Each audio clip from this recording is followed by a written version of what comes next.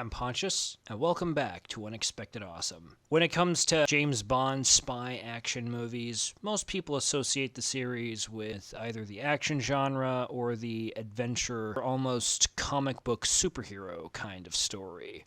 However, as its literary roots show, it is genuinely and deeply rooted in the spy thrillers. And while Timothy Dalton may have almost entirely pioneered those concepts inside of the series, arguably more effectively, ultimately it's Daniel Craig who's more associated with that tone of 007 film than almost any of the other actors who played him. His earlier films are generally considered some of the better in the series, with the first and third movies he did being earmarked as the best. But I would argue that out of all of these movies, the one with the best story, the one that captures that of an earnest and genuine grounded spy thriller, as well as character-driven drama, is easily 2009's Quantum of Solace. QOS has a very checkered reputation amongst 007 fans, largely because of legitimately questionable criticisms. However, one of the most famous often levied against it is entirely inaccurate, and is easily the reason this film should stand as tall as Casino Royale, and I would argue, taller than Skyfall. Quantum of Solace has a lot of fine qualities about it that make it not only a genuine classic and first inside the James Bond series, but these aspects to it are genuinely positive qualities in elevating other aspects of the movie's production and writing. Essentially, overall, the story of Quantum of Solace is that 007 goes rogue from MI6 to track down the plan and conspirators of a massive criminal organization seeking to dominate the world through monopolistic economic control of its utilities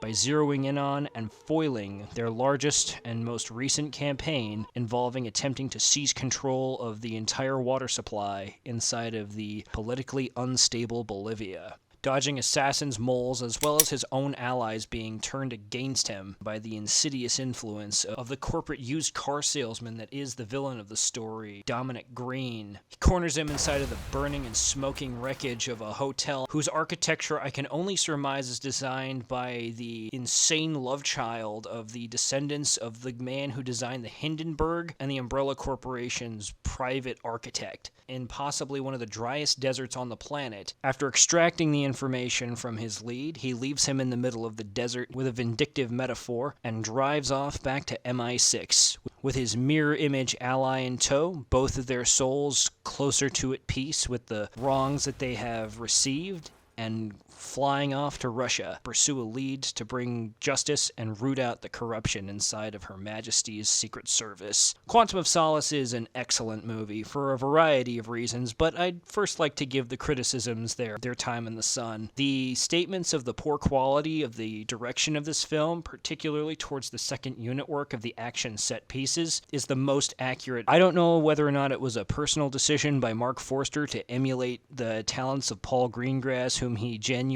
admired, or if it was a committee decision made by the producers to try to ape a more successful contemporary franchise. But the decision for shaky cam and fast editing is just a very poor choice, and the worst part of it is that there is a technique and motif that help accommodate this directorial style in an incredibly solid fashion. One of the biggest criticisms of shaky cam and fast editing approaches is that it doesn't allow for the audience to see both sides of the fight inside of the same frame before it cuts to another side. It's more like a punch gets its own edit rather than you just see the fight happening. It obscures the fight rather than highlights it. Mark Forster and his director of photography, at least in the first three major set pieces of the film, not only have relatively more calm editing and better geography, but they have a really interesting trick where they use reflective surfaces like the side of a car or the windows inside of a dining room in an opera house to reflect where the opposing forces are against the hero or the villain inside of the scene, to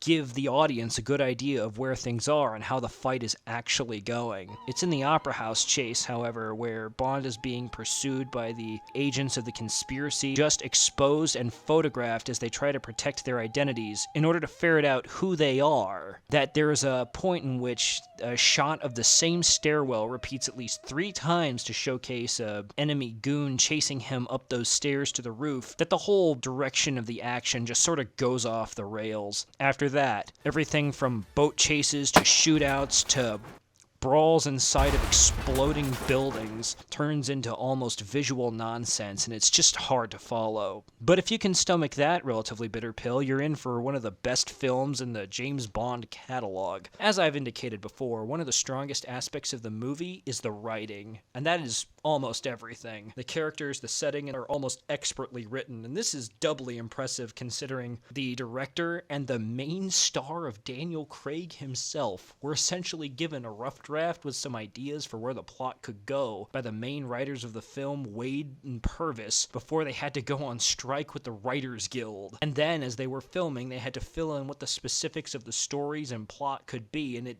manifests as a supremely impressive story on a script level. Ultimately, the story is considered to be about revenge, but early on, it's very strongly indicated that 007 is motivated not by a desire to get revenge for Vesper Lynd on the people who forced her to betray him, but ultimately to root out the entire conspiracy threatening those he values now, that being MI6 itself. This is particularly highlighted in one of my favorite scenes in the movie, where M and Bond are investigating the apartment of her personal bodyguard, who turned out to be a double agent sent to not only monitor her, but also try to assassinate her, so that way one of their top bigwigs, bagmen from the main conspiracy of Casino Royale, to get away. And they eventually discover a lead based on sequentially marked bills leaked into Le Chiffre's operation that they found in that corrupt bodyguard's possession. That points them to another bagman inside of a almost idealistically looking Port-au-Prince, Haiti, pre-ongoing gang siege, in which he discovers not only a potential ally, but also the seeds of another criminal conspiracy. Mark of his attempted questions, answers, and efforts to stop said dastardly plot ultimately pushes that dastardly villain to utilize his influence to pressure M into containing 007, which not only redoubles his resolve, but also makes his bond between him and M grow even stronger than from the first film, giving them not only a mentor-like relationship, but one of strongly implicit trust. It also puts him in contact with a character whom has a mirror image to his own motivations, one seeking to achieve whatever means necessary to get close to the vicious general that slaughtered and tortured her family. Eventually, he discovers the main plot of the villain, and with some help from his CIA contact, Felix corners the villains and ends their dastardly plot. If there's anything to say about the plot of this movie, when it's not awkwardly attempting to convey excitement through editing so spasmodic it's foaming at the mouth, it's actually got one of the most shockingly well-paced character work, with the greatest character arcs being those of redemption. Camille goes from searching for revenge to genuinely trying to rebuild her country into a better place. M learns to finally trust Bond as well as his and her own instincts, while Leiter and Renee Mathis ultimately showcase not only their integrity, but also redeem themselves with forgiveness. It makes the ending being set in the middle of the dead of night in snow-blanketed Siberia, with the woman's romantic dreams shattered with the steel hammer of the truth. It's a hopeful ending that the world can be a better place, and these people who operate and live in shadows can be part of the light that guides it there. Now, what of the story? One of the biggest complaints I hear about this story is easily that it's boring and doesn't make sense. Why on earth would anybody engineer a political conspiracy and assassinate bucket loads of nobodies and high-up officials to control the water supply? I don't know, man. Maybe you could ask the thousands of skeletons buried in the Honduran rainforest about the price of bananas and see what their response would be like, and to your little query about only the second most valuable commodity on the planet. The story makes sense. The plot details, the way they line up, even just the little statements the characters make between saying things, it all lines up to a perfectly believable and the oh-so-desired aspect of a grounded world. It is a spy thriller first and foremost, and instead of drawing their inspiration from cartoons or camp, the director, the writers, and the main star drew their inspirations from actual headlines of real political scandals to guide their vision of what this story would be. And what it delivers is a well-told and thought-out story illustrated by excellent performances. This is Daniel Craig's finest hour as 007. Casino Royale is a darn near masterpiece and probably the better film, and almost entirely for its action direction and its emotional hook. But that emotional hook doesn't undermine Quantum of Solace. It bolsters the investment the character has. Quiet, soft-spoken, yet slyly charismatic, he utterly embodies the super cool and ultimately suave nature of 007, but also, especially in his largely platonic and almost professional collaboration with Camille Montez, my favorite Bond girl of the entire series, the gentility of the character of 007. That level of quality is not just present with Daniel Craig, but everybody. Giancarlo Giannini, Dame Judi Dench,